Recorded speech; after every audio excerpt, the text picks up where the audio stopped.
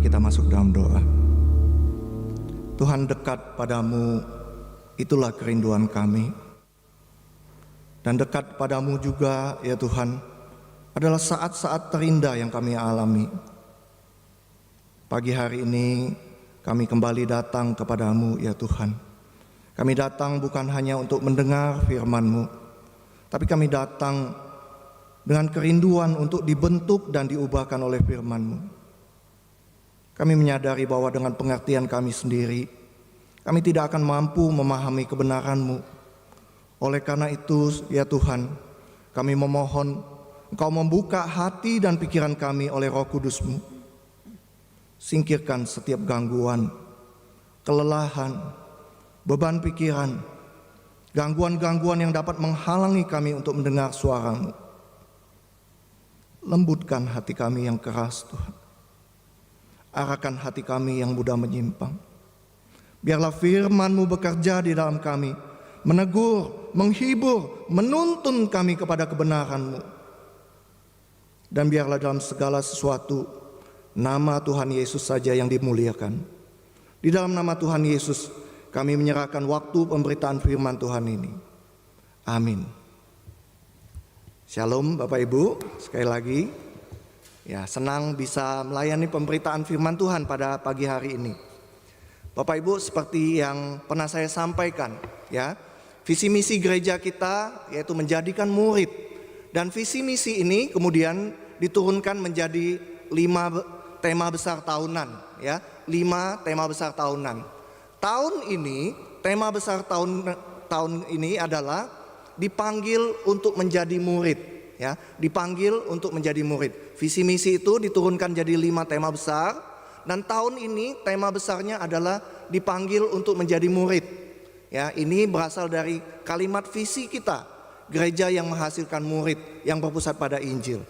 Nah, Bapak Ibu, kita tidak hanya diharapkan itu sekedar percaya lalu dibaptis menjadi orang Kristen, tetapi kita diharapkan untuk menjadi murid-murid Kristus yang militan, Bapak Ibu, ya.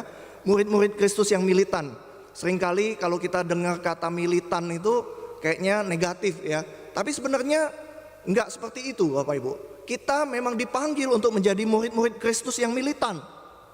Nah, di awal tahun ini kita akan membahas mengenai tema mengenal Kristus yang memanggil, ya. Jadi visi kita dipanggil untuk menjadi murid. Lalu untuk menjadi murid, Bapak Ibu, kita perlu mengenal Kristus yang memanggil kita itu, ya. Kita perlu mengenal lebih jauh Kristus yang memanggil kita semua untuk menjadi muridnya. Nah, kita akan membahas melalui 7 seri khotbah Aku Adalah, ya. 7 seri khotbah Aku Adalah. Nah, Bapak Ibu, Pak Prapto di minggu yang pertama sudah menjelaskan mengenai Aku Adalah Terang Dunia, ya. Aku adalah terang dunia. Kemudian penginjil Lim Hendra minggu lalu sudah menyampaikan mengenai Aku Adalah Roti Hidup, roti kehidupan. Nah, hari ini saya akan membahas mengenai Aku Adalah Pintu Domba-domba, ya, pintu domba-domba. Firman Tuhan hari ini diambil dari Yohanes 10 ayat 1 sampai 10, ya. Yohanes 10 ayat 1 sampai 10. Oke. Ya, firman Tuhan hari ini diambil dari Yohanes 10 ayat 1 sampai 10. Kita baca bersama-sama, ya. Kita baca bersama-sama. 1, 2, 3. Sesungguhnya aku berkata kepadamu, siapa yang masuk ke dalam kandang domba tanpa melalui pintu, tetapi dengan memanjat dari tempat lain, ia adalah seorang pencuri dan seorang perampok. Namun siapa yang masuk melalui pintu, ia adalah gembala domba. Untuk dia, penjaga membuka pintu dan domba-domba mendengarkan suaranya. Ia memanggil domba-dombanya masing-masing menurut namanya dan menuntunnya keluar. Jika semua dombanya telah dibawanya keluar, ia berjalan di depan mereka dan domba-domba itu mengikuti dia karena mereka mengenal suaranya. Namun seorang asing pasti tidak mereka ikuti, malah mereka akan lari dari orang itu karena suara orang-orang asing tidak mereka kenal.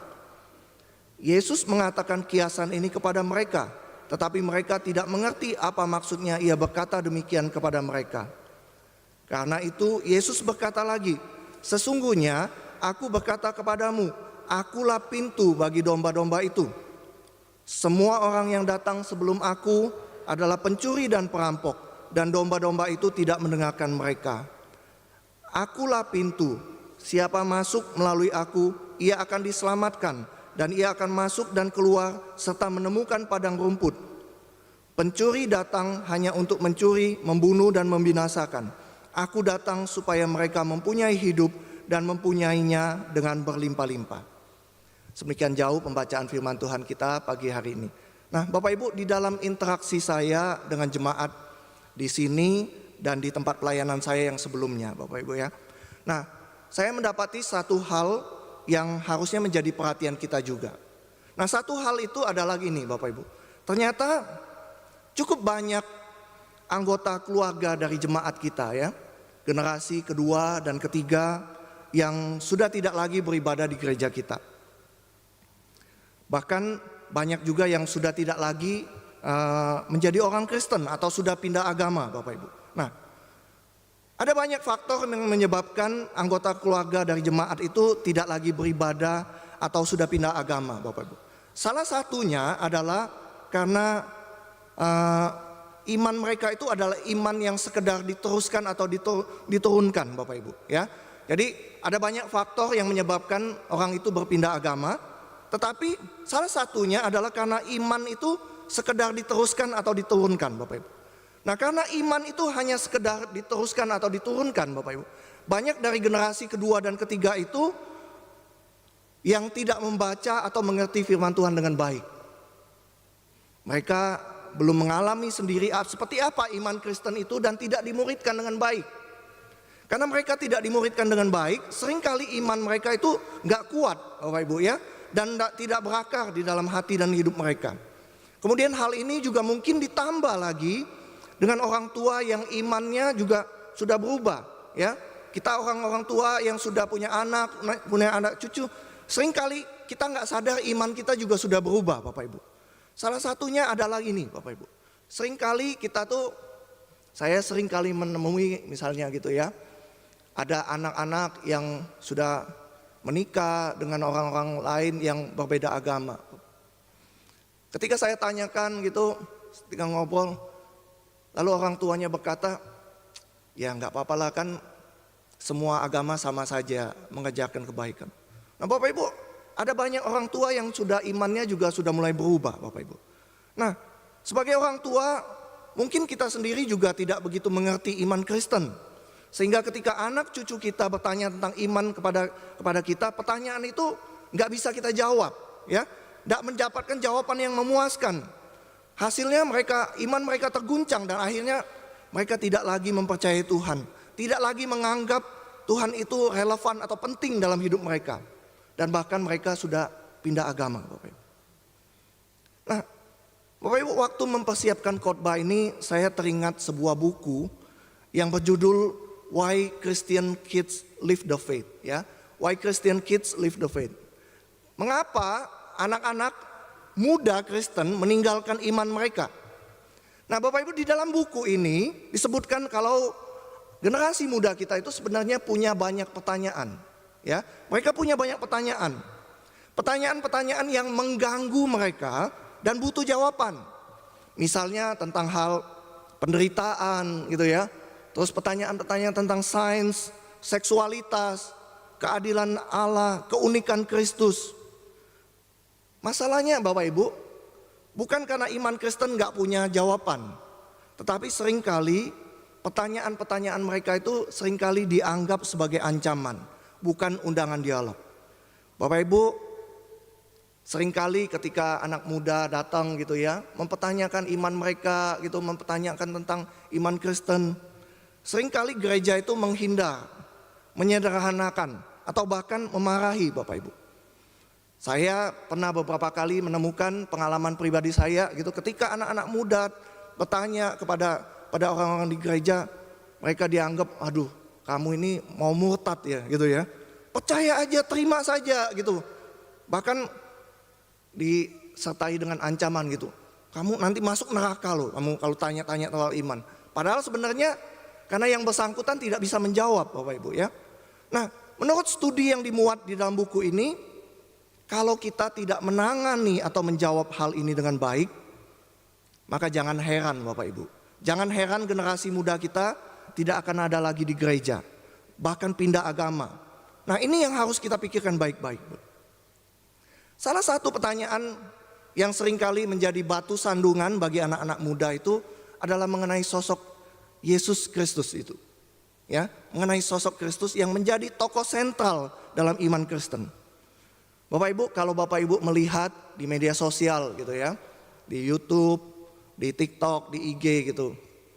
Ada banyak orang Kristen yang imannya tergoncang dan kemudian pindah agama. Karena salah satunya adalah penyataan salah satu tokoh agama yang cukup terkenal gitu. Kalau Bapak Ibu kenal itu ada tokoh agama yang bernama Zakir Naik gitu ya, Bapak Ibu. Nah, kalau Bapak Ibu lihat di internet, banyak sekali tulisan atau video-video di internet yang mengutip pertanyaan tokoh tersebut yang kira-kira berbunyi gini Bapak Ibu. Dia bilang gini, coba tunjukkan di mana ayat Alkitab yang mengatakan kalau Yesus sendiri pernah bilang bahwa dirinya itu adalah Tuhan. Ya. Coba tunjukkan di mana ayat Alkitabnya kalau Tuhan Yesus ngomong, ayo sembah aku gitu. Nggak ada, dia bilang gitu. Nah, Bapak Ibu, tokoh ini berkata bahwa tidak ada satupun ayat di Alkitab yang secara jelas atau secara langsung menyatakan demikian. Dia berkata bahwa yang ada hanya ayat-ayat yang membingungkan atau meragukan.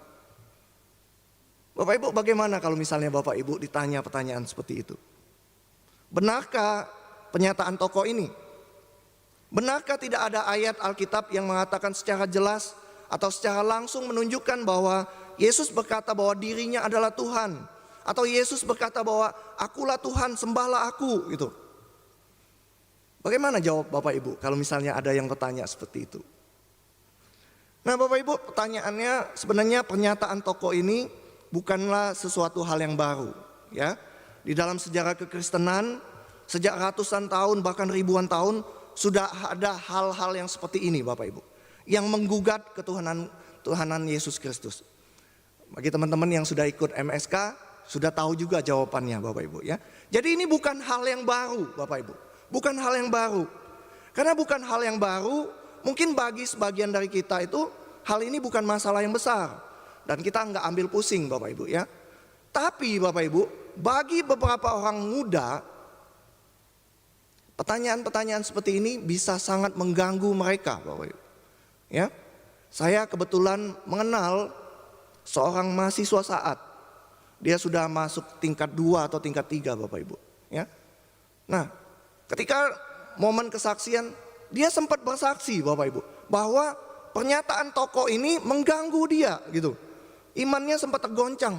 Dia berkata, iya ya, betul juga ya gitu ya. Di mana di Alkitab ngomong bahwa Yesus ngomong aku adalah Tuhan Bapak. Gak ada ya dia bilang gitu. Dan Bapak Ibu, pertanyaan itu terus mengganggu dia sampai akhirnya kemudian dia dalam kesaksian itu dia berkata bahwa dia baru mendapat jawabannya Bapak Ibu. Nah Bapak Ibu, jadi penting sekali bagi kita untuk bisa menjawab pertanyaan-pertanyaan, khususnya pertanyaan-pertanyaan anak muda mengenai hal ini Bapak Ibu. Kembali kepada pernyataan tokoh tersebut. Mungkin ada Bapak Ibu yang bertanya dalam hati, lalu apa hubungannya dengan tema firman Tuhan hari ini? Bapak Ibu, sebenarnya pernyataan tokoh tersebut berhubungan erat sekali dengan tema firman Tuhan kita hari ini. Nah, kita akan bersama-sama belajar firman Tuhan mengenai hal ini.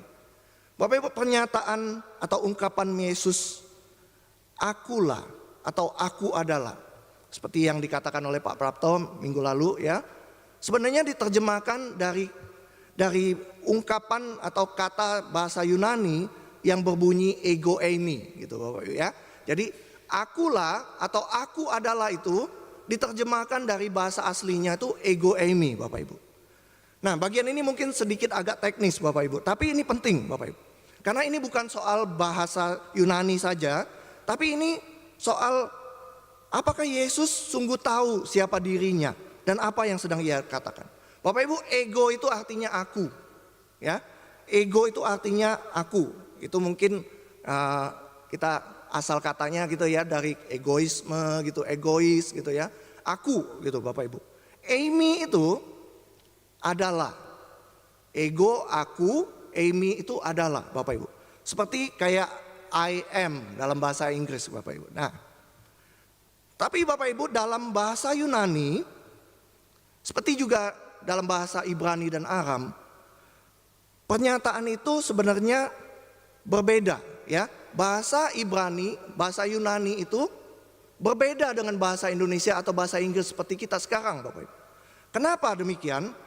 Karena ini Bapak Ibu. Karena dalam bahasa Yunani, kata-kata kerja itu selalu sudah menunjukkan siapa pelaku atau subjeknya. Jadi identitas dan tindakan itu tidak terpisah. Saya kasih contoh begini Bapak Ibu ya. Misalnya dalam bahasa Yunani kata lego ya. Lego itu artinya aku berkata Bapak Ibu. Aku berkata. Nah Bapak Ibu, waktu Alkitab mencatat lego, sebenarnya lego itu sudah menyangkut atau sudah mencakup subjeknya. Lego itu artinya aku berkata. Ya. Jadi satu kata, kalau kita biasa ngomong aku berkata, dua kata ya Bapak Ibu. Tetapi dalam bahasa Yunani berbeda Bapak Ibu. Satu kata kerja itu sudah mencakup siapa yang ngomong itu. Jadi lego itu artinya aku berkata. Kalau kamu berkata, katanya yang dipakai itu legeis gitu ya. Jadi lego itu artinya aku berkata. Legeis itu artinya kamu berkata. Nah Bapak Ibu, di sini yang menariknya Bapak Ibu. Kata eimi itu ya. Kata eimi itu sendiri sebenarnya artinya aku adalah. Ya, saya ulangi ya. Kata eimi itu sendiri artinya sebenarnya aku adalah. Sebenarnya Tuhan Yesus tidak perlu mengatakan ego eimi kalau mau menyatakan bahwa aku adalah. Eimi itu sendiri sebenarnya adalah aku adalah. Cukup satu kata aja Bapak Ibu. Lalu kalau demikian, kenapa Yesus mengatakan ego eimi? Ya, kalau eimi itu sebenarnya sudah aku adalah, kenapa Tuhan Yesus ngomong ego eimi? Aku adalah gitu. Nah Bapak Ibu, itu karena ungkapan ego eimi itu bukan sekedar perkenalan diri. Tetapi Tuhan Yesus hendak memberikan penekanan kepada identitas dirinya. Secara tata bahasa itu memang gak perlu. Tuhan Yesus nggak perlu ngomong ego eimi, cukup ngomong eimi aja. Tetapi tujuan Yesus menambahkan ego itu adalah untuk penekanan identitasnya Bapak Ibu. Atau dalam konteks ini Tuhan Yesus hendak mengatakan begini, aku adalah yang dimaksud itu. Ya, jadi dia hendak menyatakan penekanan identitasnya. Aku inilah yang dimaksud Bapak Ibu. I am the one. Akulah pribadi yang sedang kamu cari atau sedang kamu nantikan itu. Bapak Ibu, ini bukan soal Tuhan Yesus pintar bahasa Yunani, pintar berbahasa. Ini soal Tuhan Yesus sedang berkata, akulah pribadi yang kamu cari. Akulah pribadi yang kamu nantikan. Akulah pribadi yang sekarang berdiri di hadapanmu. Bapak Ibu, bagi kita saat ini yang mendengarkan perkataan Yesus ini, aku adalah atau aku adalah, mungkin perkataan itu tidak terlalu menjadi masalah Bapak Ibu ya. Tetapi Bapak Ibu, kenapa hal itu tidak terlalu masalah bagi kita saat ini? Karena biasanya kita pakai kata itu untuk memperkenalkan diri kan, misalnya. Oh, nama saya Suryanto, aku adalah seorang penginjil ya. Jadi kita biasa memperkenalkan diri kita dengan kata aku adalah gitu. Orang berkata aku adalah untuk memperkenalkan diri. Namun Bapak Ibu, di zaman itu, bagi orang-orang yang hidup pada zaman itu, khususnya bagi orang Yahudi, imam kepala, ahli Taurat dan orang Farisi, itu enggak lazim Bapak Ibu. Kenapa enggak lazim?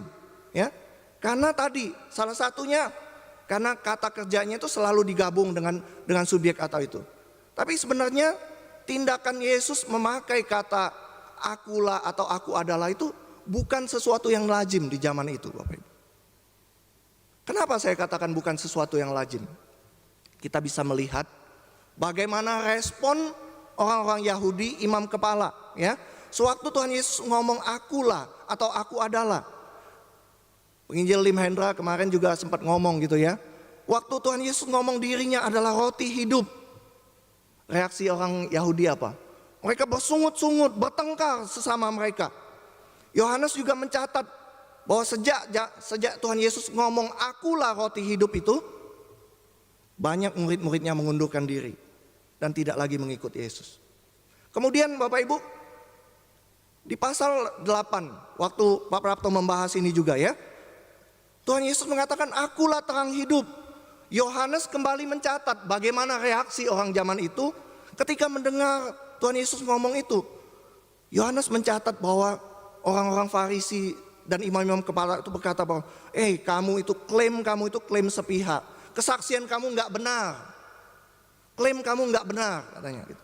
Nah, Bapak Ibu, ketika di pasal 10 yang kita baca ini ya. Kemudian di awal nanti minggu depan Randy akan membahas mengenai akulah gembala itu. Pernyataan Yesus itu juga menimbulkan pertengkaran hebat di antara orang Yahudi. Dan mereka berkata bahwa Yesus itu kerasukan setan. Ya, Bapak Ibu. Ya, ketika orang-orang mendengar Tuhan Yesus ngomong akulah pintu, akulah gembala yang baik, mereka berkata bahwa Yesus itu kerasukan setan. Jadi Bapak Ibu, setiap kali, saya ulangi Bapak Ibu, setiap kali Yesus menggunakan ungkapan itu, ungkapan akulah atau aku adalah, setiap kali juga Bapak Ibu, reaksi orang yang mendengarnya sangat keras. Lalu pertanyaannya adalah, kenapa demikian? Kenapa setiap kali Yesus menggunakan ungkapan itu, setiap kali itu juga reaksi orang yang mendengarnya sangat keras Bapak Ibu? Nah, apa makna dari pernyataan tersebut sehingga reaksi orang itu begitu kerasnya Bapak Ibu?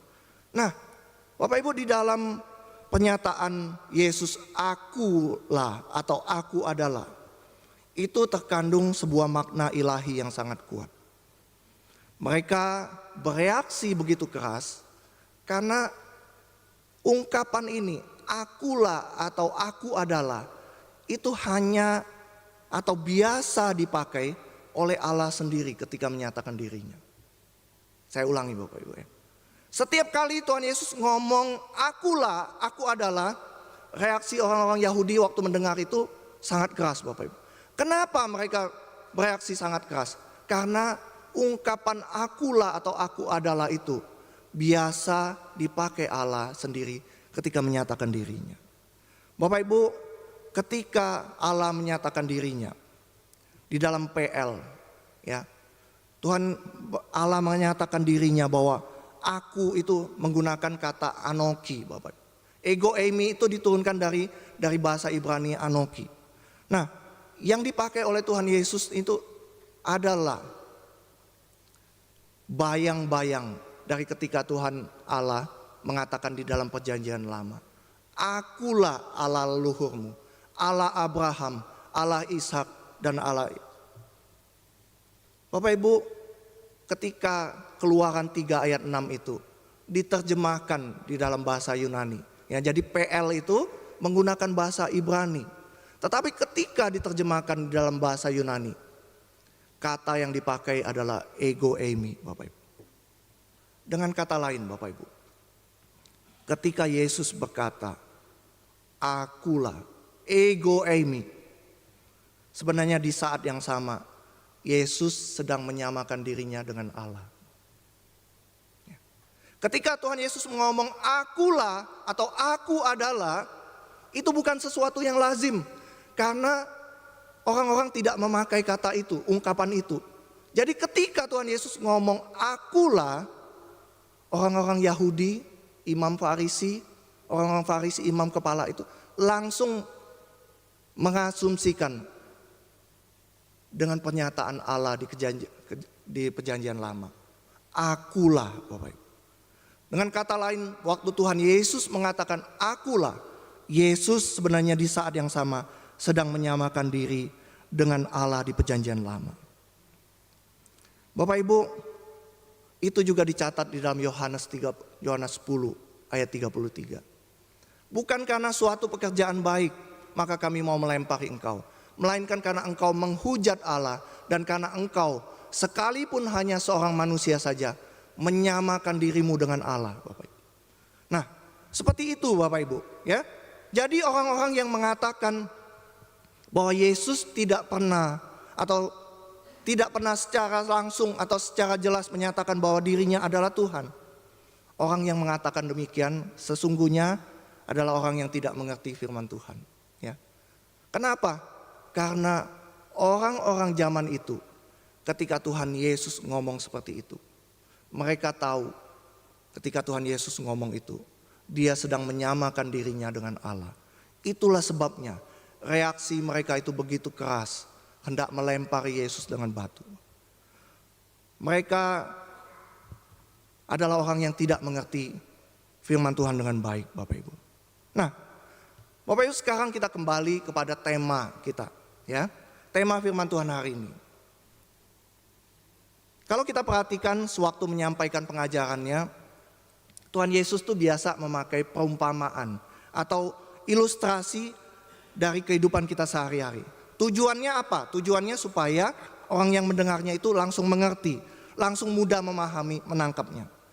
Kalau berbicara mengenai pintu, Bapak Ibu, yang dimaksud pintu di sini bukan pintu rumah, Bapak Ibu, ya, bukan pintu rumah.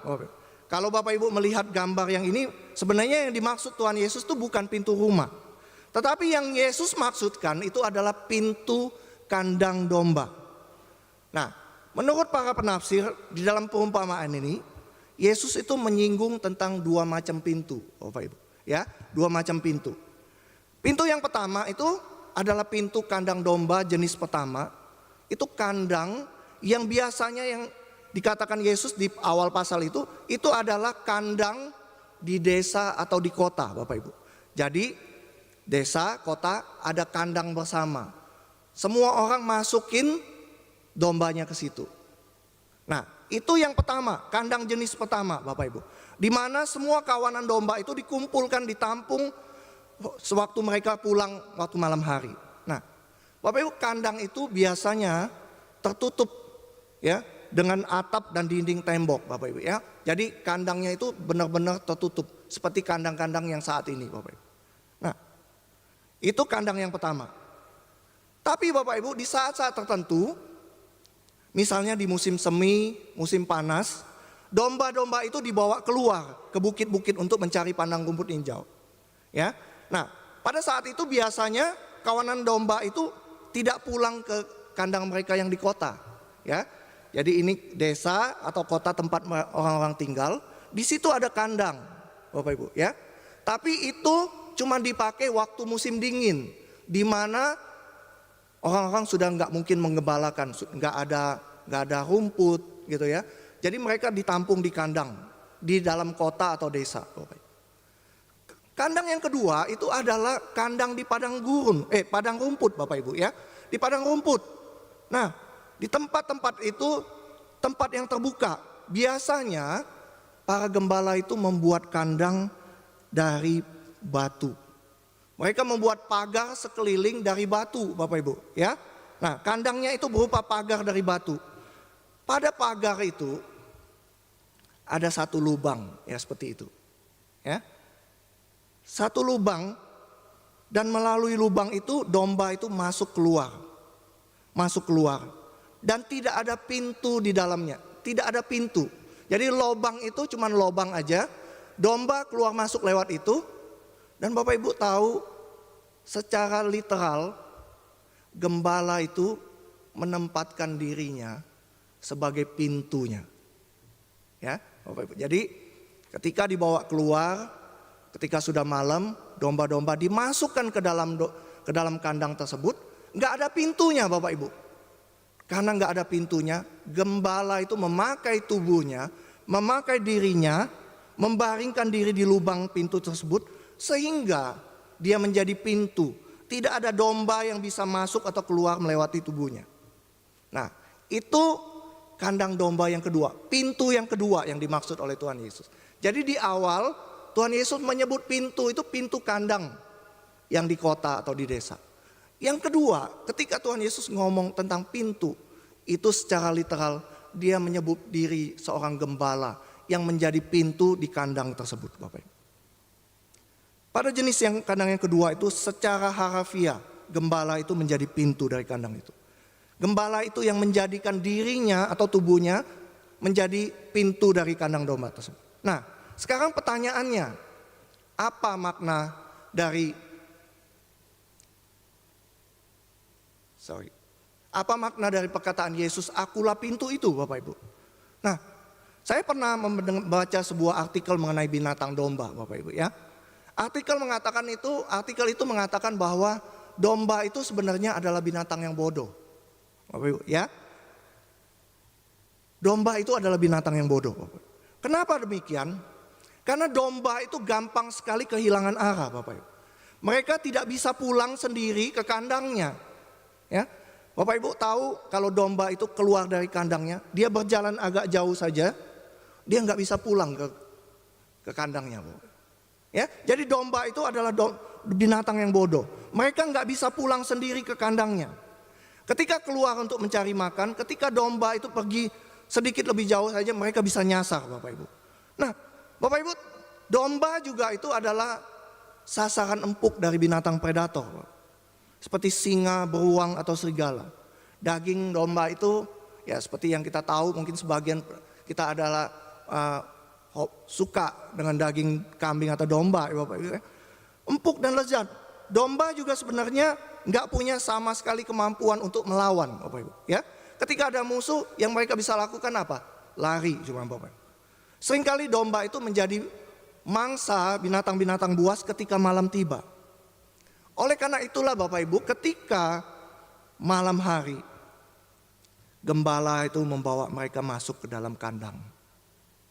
Ya, kandang. Kandang domba, baik yang pertama maupun yang kedua. Penting sekali untuk keselamatan diri mereka. Keselamatan domba-domba. Nah Bapak Ibu, pintu itu adalah jalan masuk menuju kandang yang adalah tempat perlindungan atau keselamatan bagi domba. Pintu itu adalah jalan masuk menuju kandang yang adalah tempat perlindungan atau keselamatan. Bapak Ibu, gembala membawa domba itu masuk melalui pintu itu untuk masuk ke tempat perlindungan. Itu sebabnya Tuhan Yesus berkata, akulah pintu, siapa yang masuk melalui aku ia akan diselamatkan. Siapa yang masuk melalui aku ia akan selamat, aman. Bapak Ibu, di dalam ayat 28 Yesus berkata, aku memberikan hidup yang kekal kepada mereka, dan mereka pasti tidak akan binasa sampai selama-lamanya, dan seorang pun tidak akan merebut mereka dari tanganku. Yesus berkata, aku memberikan hidup yang kekal, aku memberikan keselamatan yang kekal itu kepada mereka, dan mereka pasti tidak akan binasa. Oleh karena itu Bapak Ibu, apa makna dari perkataan Yesus, akulah pintu? Makna yang pertama, ketika kita masuk melalui pintu itu, sebenarnya kita mendapatkan jaminan keselamatan. Ya, kita mendapatkan jaminan keselamatan ketika kita masuk di dalam itu. Bapak Ibu, seperti yang tadi saya katakan, banyak generasi kedua dan ketiga yang sudah tidak lagi beribadah di gereja. Bahkan banyak yang sudah meninggalkan iman mereka, pindah agama. Salah satu penyebabnya seperti yang saya katakan tadi adalah mungkin kita sendiri sudah tidak lagi percaya bahwa Yesus adalah satu-satunya jalan keselamatan. Ya, kita tidak lagi percaya bahwa Tuhan Yesus adalah jalan menuju keselamatan. Kita berpikir bahwa semua agama sama saja mengajarkan kebaikan. Namun Bapak Ibu, firman Tuhan hari ini mengingatkan kita bahwa Yesus berkata, akulah pintu. Ya, Alkitab berkata bahwa I am the door. Akulah pintu itu. Akulah sang pintu itu. Akulah pintu yang satu itu.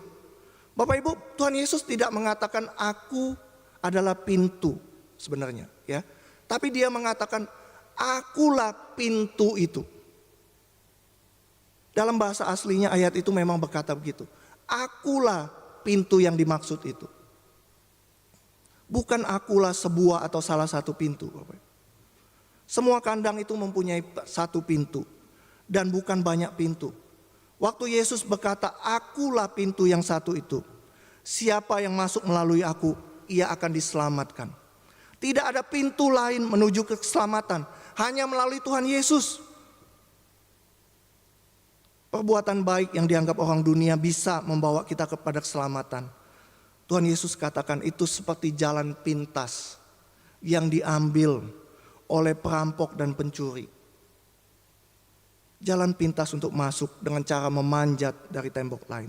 Tetapi Tuhan Yesus katakan itu semua tidak akan berhasil. Kalau memang perbuatan baik kita bisa menyelamatkan kita, maka Tuhan Yesus tidak perlu mati di atas kayu salib untuk kita, Bapak. Nah, itu yang pertama, Bapak Ibu. Ketika Tuhan Yesus ngomong akulah pintu, sesungguhnya dia berkata, akulah jaminan keselamatan. Yang kedua, Bapak Ibu, domba-domba itu juga dikatakan tidak bisa mencari makan atau minum sendiri tanpa tuntunan gembalanya, Bapak Ibu. Ya.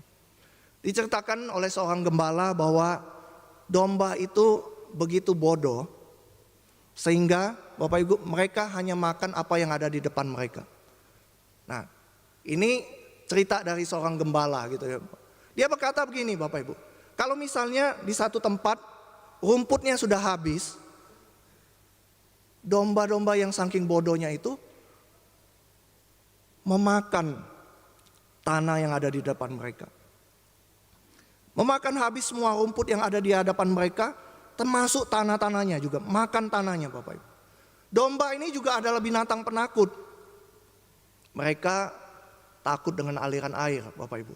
Kenapa mereka? Karena bulu tebalnya. Ya. Jadi kalau domba itu kena air, bulu domba itu yang kena air itu semakin berat, Bapak Ibu. Dan karena bulu tebalnya itu, domba yang tercebur di sungai biasanya akan mati tenggelam, Bapak Ibu. Ya. Jadi domba ini binatang yang bodoh, nggak tahu jalan pulang. Domba binatang yang sangat bodoh, dia cuma makan apa yang ada di hadapan dia. Termasuk ketika rumput sudah habis, dia makan tanah yang ada di hadapan dia. Domba juga takut dengan air, Bapak Ibu. Kenapa? Karena domba air itu membuat bulunya basah dan berat. Sehingga ketika dia tercebur di dalam air, dia akan pasti binasa. Nah, Bapak Ibu, oleh karena itulah Daud di Mazmur 23 berkata demikian kan. Tuhan itu seperti gembala yang membaringkan aku di padang yang berumput hijau, membimbing aku ke air yang tenang. Bapak Ibu, domba itu takut aliran air. Nah, pintu itu adalah jalan keluar menuju padang yang berumput hijau, sungai yang berair tenang, Bapak Ibu. Ya, pintu itu tadi masuk ke dalam tempat yang aman, tempat perlindungan, jaminan keselamatan. Tetapi pintu itu juga adalah jalan keluar menuju padang yang berumput hijau, sungai yang berair tenang. Gembala membawa domba-domba itu keluar melalui pintu, berjalan menuju padang yang berumput hijau, sungai yang berair tenang. Tuhan Yesus berkata, akulah pintu. Siapa yang masuk melalui aku, ia akan masuk dan keluar, serta menemukan padang rumput. Tuhan Yesus berkata, pencuri datang hanya untuk mencuri, membunuh dan membinasakan. Aku datang supaya mereka mempunyai hidup dan mempunyai dengan berlimpah-limpah. Bapak Ibu, ketika kita masuk atau keluar melalui pintu itu, sesungguhnya Bapak Ibu, kita mendapatkan jaminan pemeliharaan Tuhan atas hidup kita. Apa makna perkataan Yesus, akulah pintu? Yang pertama, pintu itu masuk ke dalam kandang yang aman dari serangan binatang buas, aman dari pencuri.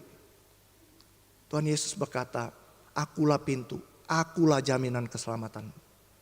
Yang kedua, Bapak Ibu, pintu itu adalah pintu keluar masuk.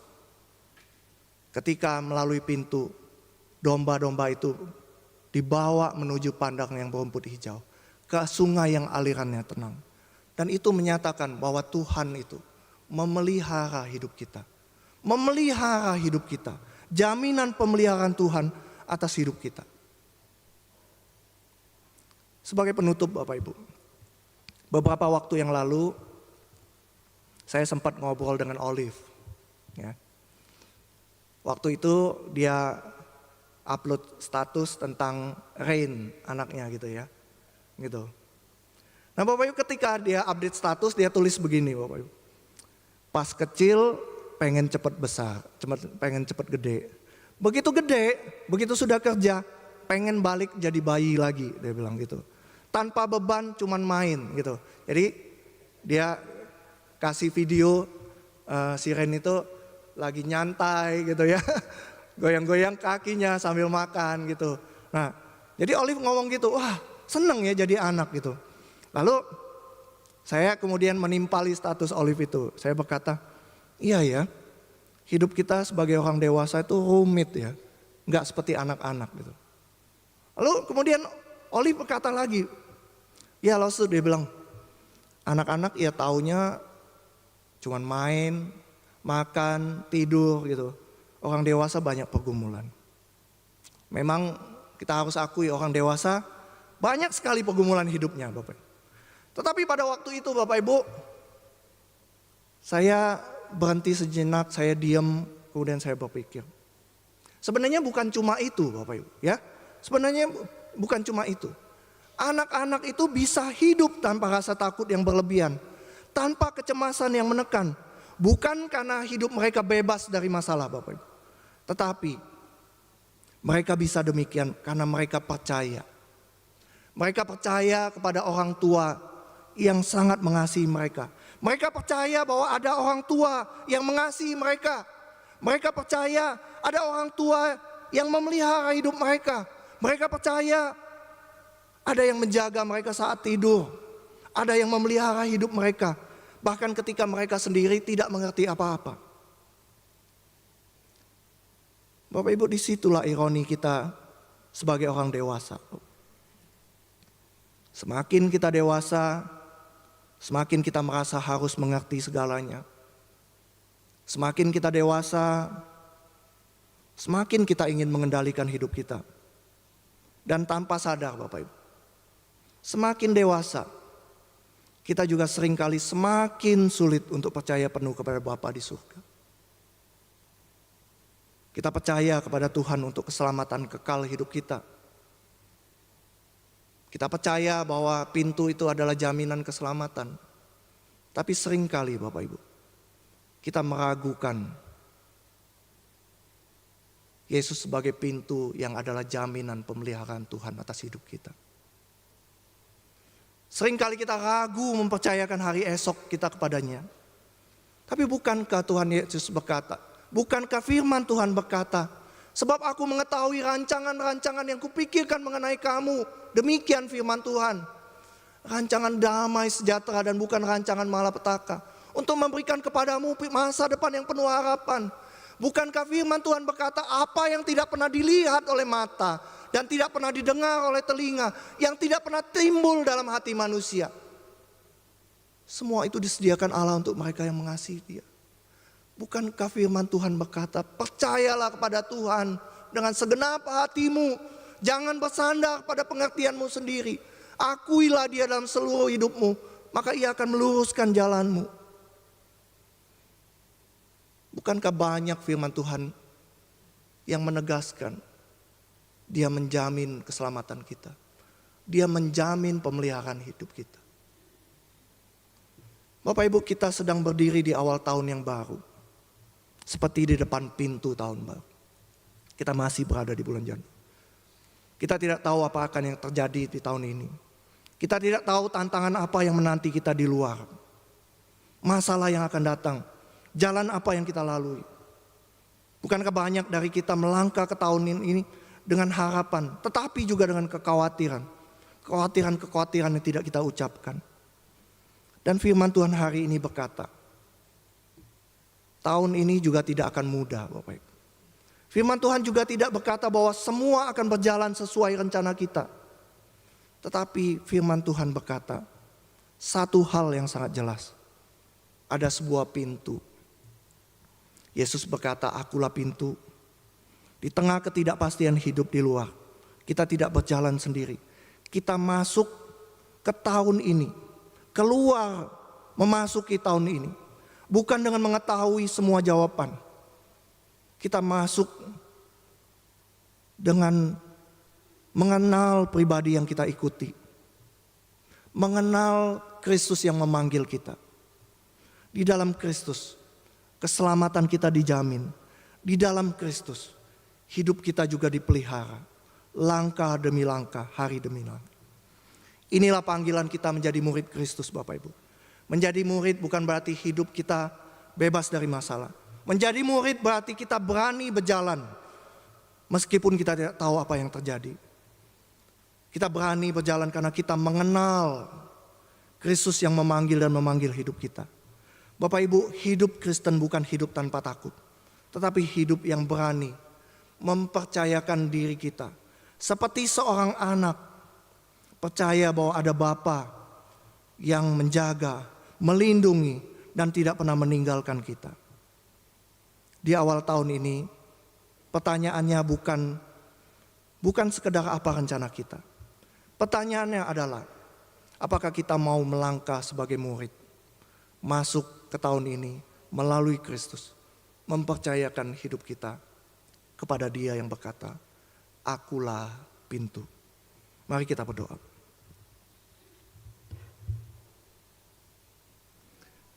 Tuhan Yesus, terima kasih untuk firman-Mu hari ini.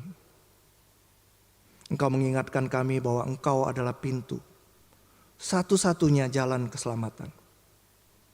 Tapi firman Tuhan juga mengatakan kepada kami bahwa Engkau adalah pintu pribadi yang memelihara hidup kami. Di awal tahun yang baru ini Tuhan, kami mengakui, kami mungkin tidak tahu apa yang akan terjadi. Kami tidak tahu jalan apa yang akan kami lalui. Tapi kami memilih untuk percaya, karena kami mengenal Engkau yang memanggil kami sebagai murid-Nya. Ajarlah kami menjadi murid-Mu, bukan hanya percaya kepadamu, tapi berjalan bersamamu setiap hari. Tolong kami ya Tuhan, memiliki iman seperti seorang anak yang percaya dan bersandar penuh kepada Bapa yang setia. Kami menyerahkan tahun ini dan seluruh hidup kami ke dalam tangan-Mu. Di dalam nama Tuhan Yesus, Sang pintu keselamatan, Sang pintu pemeliharaan hidup itu, kami berdoa. Amin.